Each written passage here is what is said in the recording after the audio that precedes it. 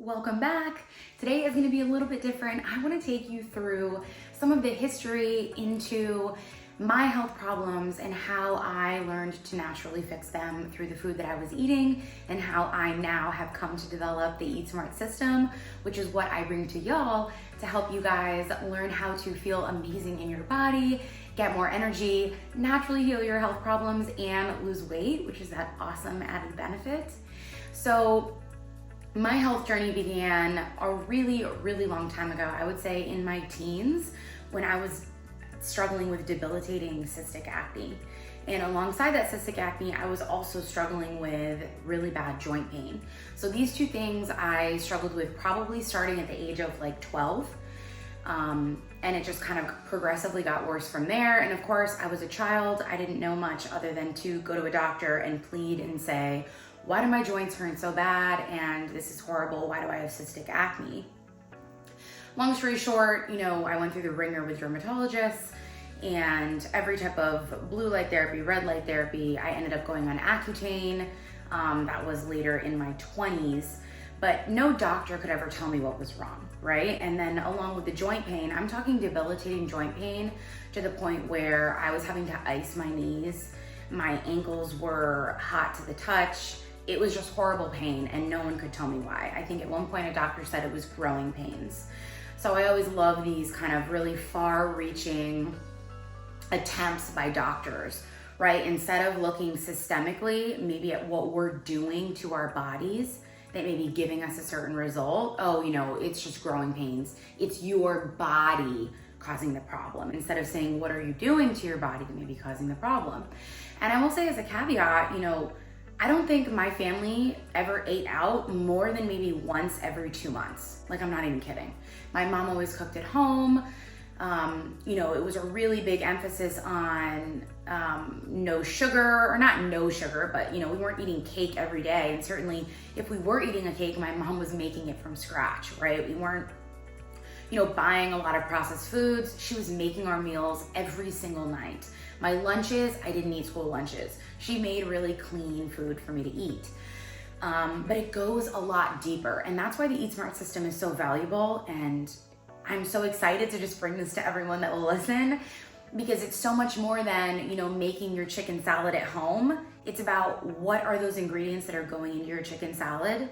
What is that chicken salad being put on? What bread is that being put on that are still continuing your problems, your inflammation?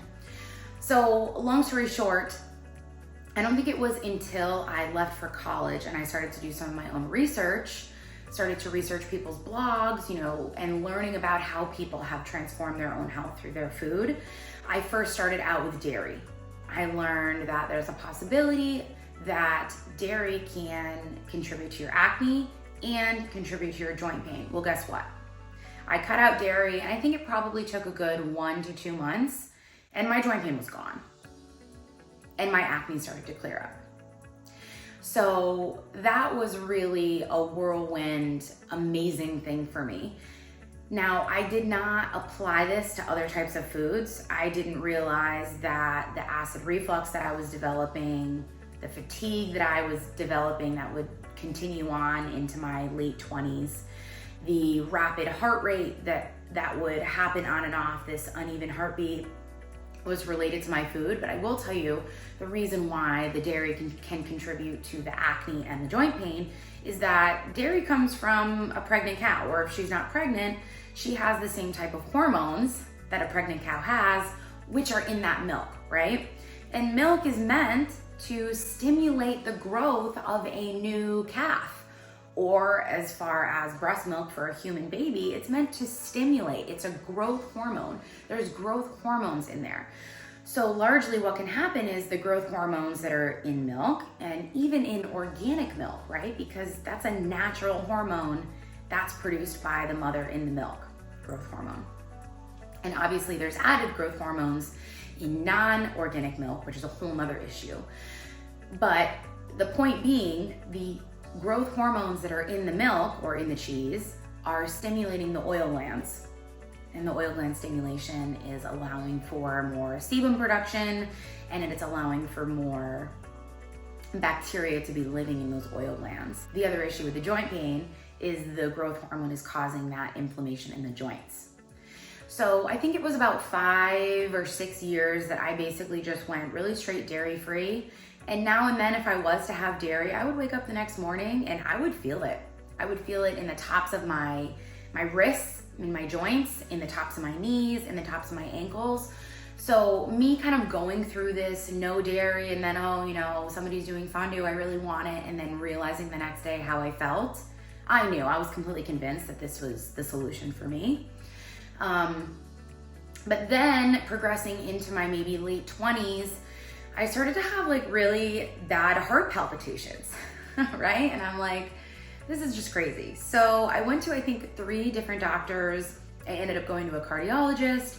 They put me on that Holter monitor, which is basically a 72-hour stint where you have those electrodes kind of stuck to your chest and your abdomen, and it basically records over the course of 3 days what your heart is doing. Now, there were some excursions where my heart, I think, would have tachycardic episodes, which is like over 100 and something beats per minute. I don't know exactly what it is. But tachycardic episodes, and my rhythm would be really off too. The doctors told me, the cardiologist told me that there were no dangerous heart rhythms. They didn't really know what was wrong, that, you know, maybe I should go on this heart medication that could help regulate it. But there was nothing intrinsically wrong with my heart.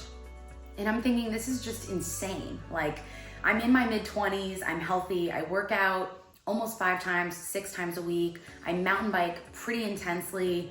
I'm not overweight. I don't eat a ton of crap food. Why am I having these weird heart palpitations? I mean, and at some point you could see my chest move. That's how oddly the heart would beat. And then additionally, in the middle of the night, this Holter monitor registered, I think it was 20 or 30 seconds at a time where the heart would stop beating.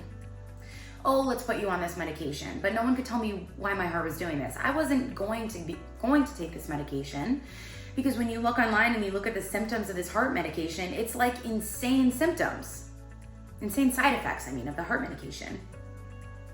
So I continued to do my research, and I did more, where I learned that there was a possibility that gluten could cause these weird heart symptoms. And I'm kind of jumping around on the timeline here, but long story short, I cut out gluten and my heart has been completely normal. I haven't had any heart palpitations. This shit is crazy. Like, this is, to me, insane. How is it that no doctor or cardiologist would even want to say, hey, you know, I don't know for sure, but there's a chance, because I've seen it, right? Like, I've seen there's some research where it's like indicates the possibility of it. Okay, maybe there's not a ton of research, maybe there's not the right peer-reviewed paper, but why wouldn't you say to your young, healthy 25-year-old patient who's doing everything right, hey, there's a possibility that gluten could cause abnormal heart rhythm. Maybe I don't really know why, but why don't you try cutting it out to see if it helps? Why would I want to take a pill before I could just cut out some gluten and give my body that chance? So what I've learned is that gluten can cause the abnormal heart rhythm because it's actually because of the wheat. So wheat is sprayed with glyphosate, which is what we know now, toxic. Obviously, it's a weed killer. How is weed killer not toxic? I certainly don't need the FDA or somebody else to tell me that, oh, in limited amounts, glyphosate is okay. No, it's a pesticide. I am not going to have it on my food. So the idea is that it's the glyphosate that's residue on the wheat, and gluten is in the wheat, that can be causing the abnormal heart rhythm, right? It can cause an issue. So I cut that out, and I haven't had any abnormal heart palpitations since. Additionally, I remember this was around the same time, right before I cut out gluten. I would eat, and I would literally not be able to function after eating. I would make a turkey sandwich, probably one of the most horrible things you can make, with some Oscar Mayer processed turkey, which is full of fake ingredients, with some, you know, super sugar-laden, glyphosate-sprayed wheat bread, mayonnaise with horrible inflammatory oils. I would eat that, say this isn't that bad, and I wouldn't be able to function. I would have to lay down and take a nap. My heart would be beating off the chain, and I would feel so tired. And I'm telling you guys this because if anybody is feeling really tired after they're eating and they just don't know why, or maybe they're not even eating lunch. I remember there was a point where I would stop eating in the middle of the day because I couldn't function after eating.